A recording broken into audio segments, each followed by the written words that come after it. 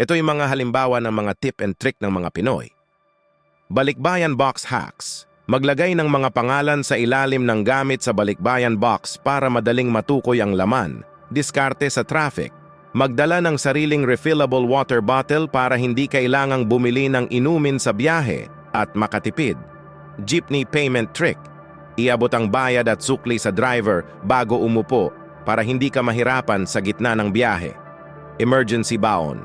Laging magdala ng munting emergency. Baon tulad ng nuts o chocolate para sa biglang gutom moments. Negosyo sa benta. Gamitin ang online platforms tulad ng Facebook Marketplace para ibenta ang hindi na ginagamit na gamit. Diskarte sa palengke. Magtinda ng reusable bags para iwasan ang karag-karag na plastic bags sa palengke. DIY air freshener. Gumamit ng katas ng kalamansi o suka bilang natural na air freshener sa bahay. Discount sa karinderya. Ibigay ang sariling lalagyan, Tupperware, para makakuha ng extra rice o ulam sa karinderya. Baon tips. Itupi ang sandwich sa gitna para hindi mabasa ang tinapay. Bayad center shortcut. I-screenshot ang account number para hindi mo na kailangang dalhin ang bill sa bayad center. DIY ice pack. Gumamit ng frozen sponge bilang improvised ice pack. UV Express. Tip.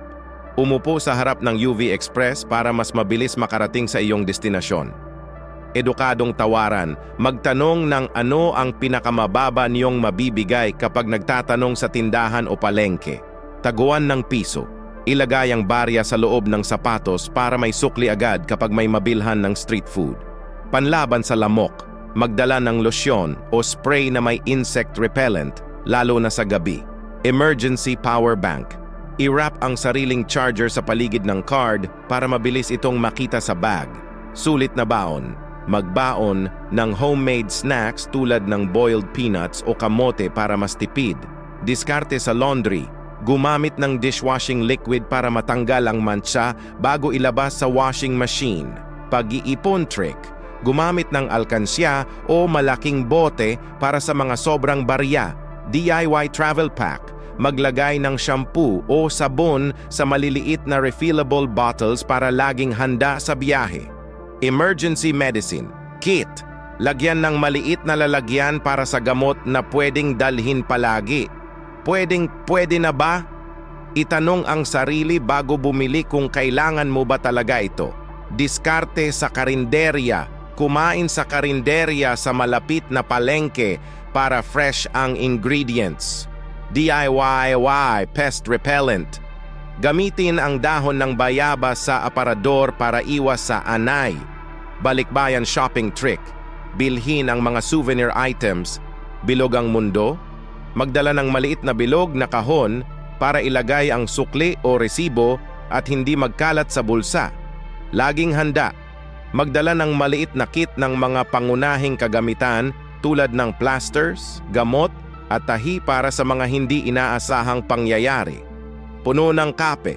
Gumamit ng coffee grounds para linisin ang amoy ng kamay pagkatapos kumain ng matapang na pagkain. Sariling internet. Magdala ng sariling Wi-Fi hotspot gamit ang cellphone para makasave sa mobile data. Diskarte sa MRT, LRT. Bumili ng beep card para maiwasan ang mahabang pila sa pagbili ng ticket. DIY mobile stand. Gumamit ng binder clip para gawing improvised stand para sa cellphone. Mura at masarap. Ang mga karinderya malapit sa paaralan o opisina ay maaari nga mas mura at masarap kaysa sa mga malalayong kainan. Almusal sa kanto. Subukan ang mga tindahan sa kanto para sa masarap at abot kayang almusal. Dala ang sariling tumbler. Magdala ng sariling tumbler para makatipid at maiwasan ang paggamit ng disposable cups. Katahimikan sa umaga. Maglibot sa mga lugar ng umaga para ma-experience ang katahimikan bago mag-ingay ang syudad. DIY dehumidifier. Gumamit ng asin sa maliit na lalagyan para iwasan ang sobrang kahumiduhan sa loob ng bahay. Kakaibang pampatulog. Ang musika o tunog ng alon ng dagat maaaring makatulong para makatulog ng mas maaga. Benta sa Instagram. Magbenta ng pre-loved items sa Instagram para mas malaki ang kita. Sa kakaibang oras mag-ATM, mag-withdraw ng pera sa ATM sa kakaibang oras para iwas pila, sulit na online courses, mag-enroll sa libreng online courses para palawakin ang kaalaman sa iba't ibang larangan. DIY emergency lamp. Ilagay ang cellphone sa empty transparent bottle bilang instant emergency lamp. Pamana ng luma. Pabayaang magsawa sa mga luma at pamilyar na bagay bago bumili ng bago. DIY aromatherapy. Gamitin ang mga natural na pabango tulad ng pandan o kalamansi para sa instant aromatherapy. Mura at effective na pampaganda, ang VCO, Virgin Coconut Oil, ay maaaring gamitin bilang natural na pampaganda para sa buhok at balat.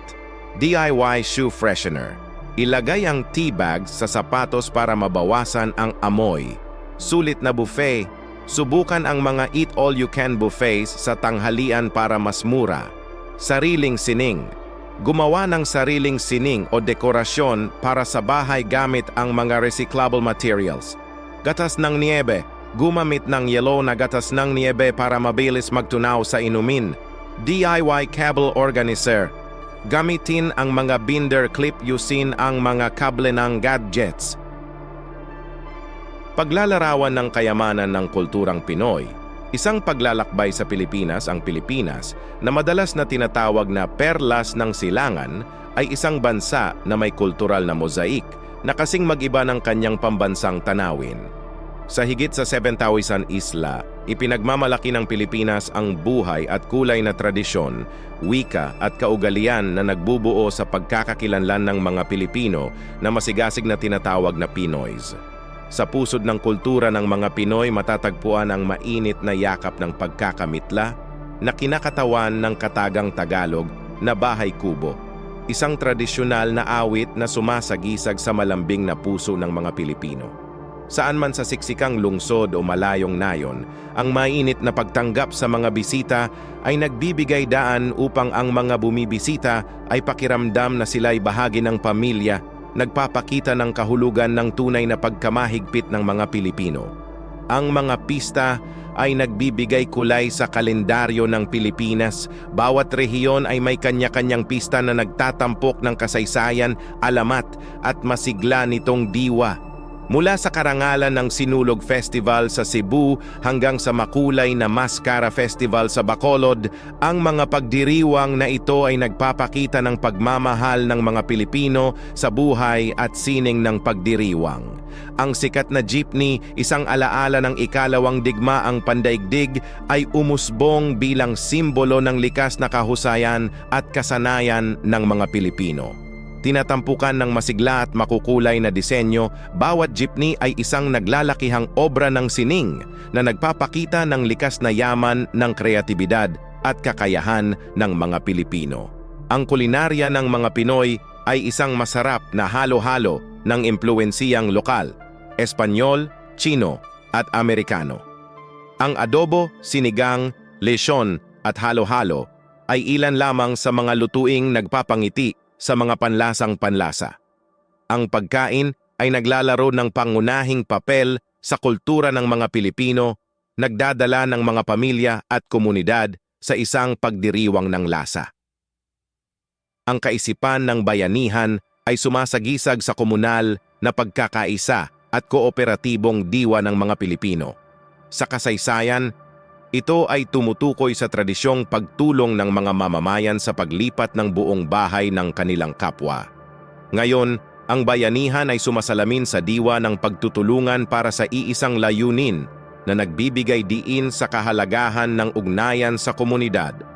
Ang barong Tagalog, isang formal na baro para sa mga lalaki, at ang terno, isang eleganteng damit para sa mga babae, ay mga tradisyonal na Pilipinong kasuotan. Follow for more.